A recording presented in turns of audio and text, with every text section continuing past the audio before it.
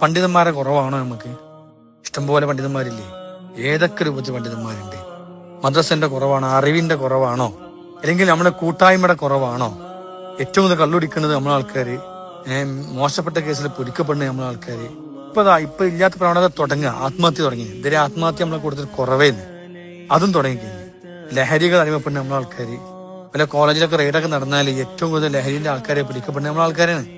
എന്താണ് നമുക്ക് വന്ന ഫാൾട്ട്? എല്ലാ വെള്ളിയാഴ്ച നമ്മൾ പ്രസംഗം കേൾക്കുന്നു, ജുമാക്ക് പല പല മജീസുകളുടെ ക്ലാസ്സുകൾ നമ്മൾ കേൾക്കുന്നു, ഓൺലൈനായിട്ട് വയലും ക്ലാസ്സും കേട്ടുകൊണ്ടിരിക്കുക.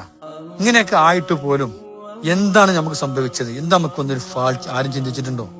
ചിന്തിക്കേണ്ട സമയം കഴിഞ്ഞില്ലേ? നമ്മളെ മക്കള് നമ്മളെ കൂടെ ജീവിക്കുന്ന കുറച്ച് ടൈം ബാക്കിയുള്ളൊക്കെ പുറത്താ. അവിടെ മുഴുവനും വലിയ മസമാണ്. എന്തൊക്കെ സ്കൂളിലൊക്കെ പോയി പേടി വരാ. നമ്മളെ കുട്ടികളൊക്കെ പോയി പഠിക്കുന്ന സ്കൂളിൽ ഇങ്ങനെ സംഭവിക്കാൻ പാടുണ്ടോ? ഇനി അതല്ലാത്ത ആൾക്കാരൊക്കെ വന്നാണ് ചെയ്യുകയാണെങ്കിൽ നമ്മളെ കുട്ടികൾ പോയി പഠിക്കുന്നിടത്ത് ആ കുട്ടികൾ അത് വൃത്തിയാക്കണ്ടേ? നമ്മളെ കുട്ടികളുള്ളതുകൊണ്ട്, മദ്രസ പഠിച്ച കുട്ടികളുള്ളതുകൊണ്ട് ആ സ്കൂളിൽ ഒരു അറാമത്ത് നടക്കൂല. കാരണം എന്താ? അവിടെ നിന്ന് മദ്രസ പഠിച്ച കുട്ടികൾ വന്ന് ഓലത് അവിടെ സമ്മതിക്കണില്ല, കൂട്ടിക്കണില്ല എന്നല്ലേ പറയേണ്ടത് ശരിക്ക്? നേരെ മറിച്ച് സംഭവിച്ചുകൊണ്ടിരിക്കുന്നത്. എന്താ അതിന് കാരണം? എന്താ നമുക്ക് ഇങ്ങനെ സംഭവിച്ചു?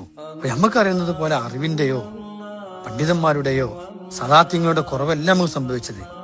ഈ കുറവ് എന്തെന്ന് പഠിക്കൽ നമുക്ക് നിർബന്ധം. അപ്പൊ നമ്മളിത് മനസ്സിലാക്കേണ്ടത്, ഈ കുറവ് എന്താന്ന് നമ്മൾ മനസ്സിലാക്കി. ഞാൻ എന്റെ ഒരു അഭിപ്രായം ഞാൻ പഠിച്ചത് ഞാൻ മുമ്പിൽ വെക്കാണ്. ഞാൻ മനസ്സിലാക്കുന്നത് ആത്മീയതയുടെ കുറവാണ്, നമുക്ക് ഇഖ്ലാസിന്റെ കുറവാണ്, ഈ ആത്മാവുമായി ബന്ധപ്പെട്ട അറിവുകൾ കുറവാണ് നമുക്ക് സംഭവിച്ചുകൊണ്ടിരിക്കുന്നത്.